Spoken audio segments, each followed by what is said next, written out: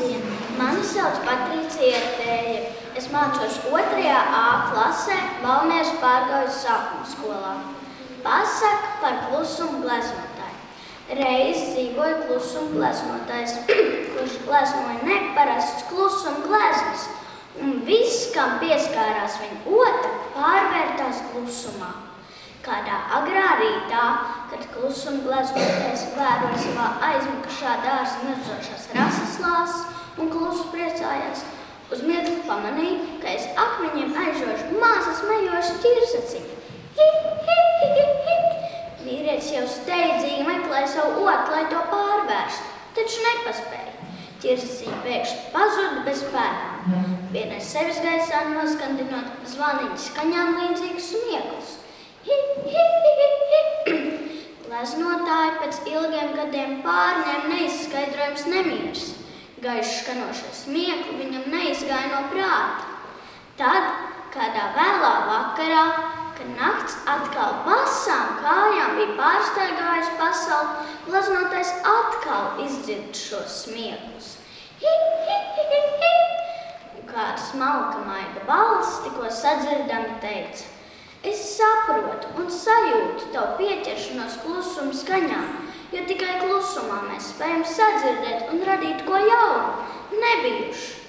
Un tomēr, lūdzu, nepārvērt visu klusumu jūrā. Ļauj, lai reizēm klusums kļūst neredzams, mazs, lai skan smiekli, balsis, skaņas. Izbaudi to un ļauj tam atkal atgriezties, teica ķirzaciņa un atkal nozuda. Vīrietis sēdēja un ilgi domāja, pirkstos virpinādams sotas gatu. Pēkšņi dārzā aiz atvērtā loga sāk klīt silts, krāsains lietus, it kā atmodinādams mūsu klusumu gleznotāju. Lietuslāšu pieskārieni tonāk dungoja līdz šim nedzirdētu pavisam savādu ritmu. Vīrietis pēkšņi kļuva līksms, uzrausās kājās, tvēra otas, krāsas un gleznoja tik aizrautīgi, tā radīdams savu pirmo lietus sonāti. Man pieredze ar klusumu. Es aizgāju uz bibliotēku pēc grāmatām un gribēju pabūt klusumā, bet tur bija kāds zēns, kurš skaļi runāja pa telefonu. Es viņam aizrādīju, ka šeit ir jāievēro klusums, bet viņš manī neklausījās. Pēc brīža ienāca bibliotekāri un teica, ka ja viņš nepārstās uzvesties skaļi, būs jāiet prom. Zēns nolika telefonu un ievēroja klusumu.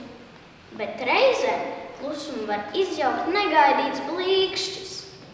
Mammu, šodien, kad ieradās viesi, es izdarīju labu darbu. Kādu? Brālis klusi uzlika košļeni uz krēsla vienam viesim. Un ko tu darīji? Kad viesis grasījās sēsties, es